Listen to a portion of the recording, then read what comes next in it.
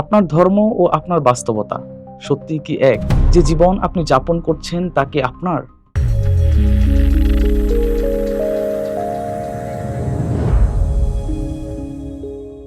ইসলাম এই শব্দের মূল অর্থ হলো শান্তি।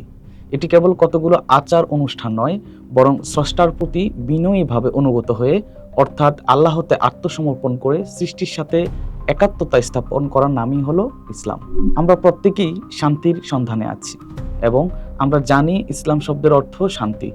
কিন্তু আসুন এক মুহূর্তের জন্য আপনার নিজের জীবনের দিকে তাকাই। আপনি কি সত্যিই শান্তিতে আছেন? যদি আপনার ধর্ম আপনাকে চূড়ান্ত শান্তি দেওয়ার প্রতিশ্রুতি দেয়, তবে কেন আপনার ভিতরের জগতে এত অস্থিরতা?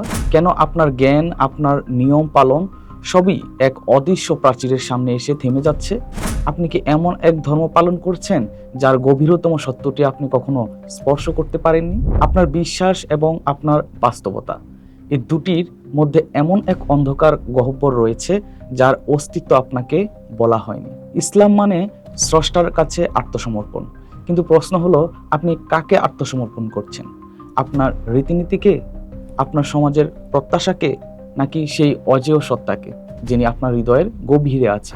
যদি আপনি নিজেকে সম্পূর্ণরূপে আত্মসমর্পণ না করেন, তবে আপনি আসলে আপনার অহংকারকেই অনুসরণ করছেন, আর এই অহংকারই আপনার অশান্তির উৎস। এই আত্মসমর্পণের প্রবেশদ্বারটি একটি কঠিন শর্তের উপর দাঁড়িয়ে। নিজের আমার আমি সত্তাটিকে বিক্রি করে দিতে হবে। মানুষের মধ্যে এমন লোকও আছে যে আল্লাহর সন্তুষ্টি লাভের উদ্দেশ্যে নিজের নফসকে বিক্রি করে দেয়।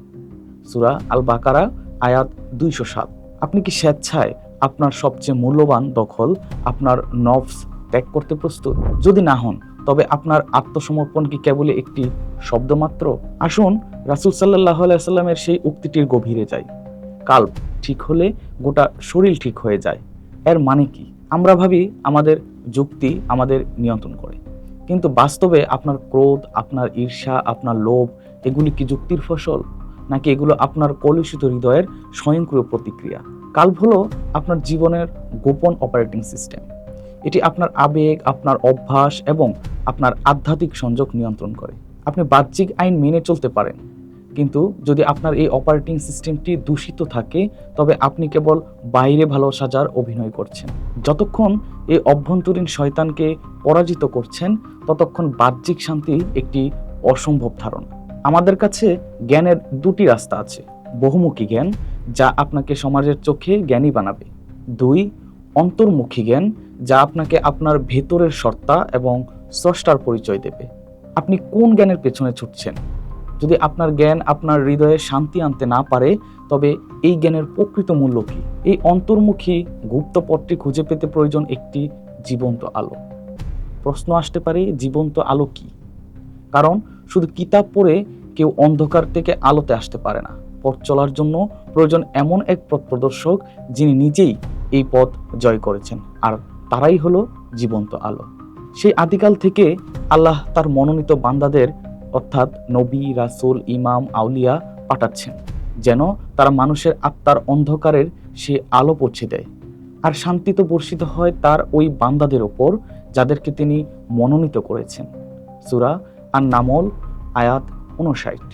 আপনি যখন আপনার নফসকে বিক্রি করে দেবেন, যখন আপনি আল্লাহর মনোনীত মহামানবের দেখানো পথে আপনার হৃদয়ের অপারেটিং সিস্টেমটি পরিষ্কার করবেন, ঠিক তখনই আপনার ভেতরের ধর্ম আপনার বাহ্যিক জীবনে প্রতিফলিত হবে।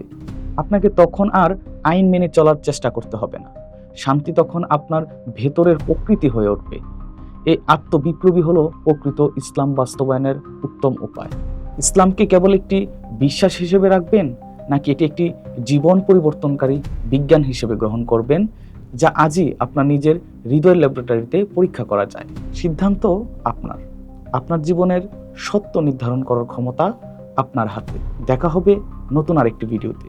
সেই পর্যন্ত ভালো থাকুন, সুস্থ থাকুন। আল্লাহ হাফেজ। আসসালামু আলাইকুম ওয়া রাহমাতুল্লাহি ওয়া বারাকাতুহু।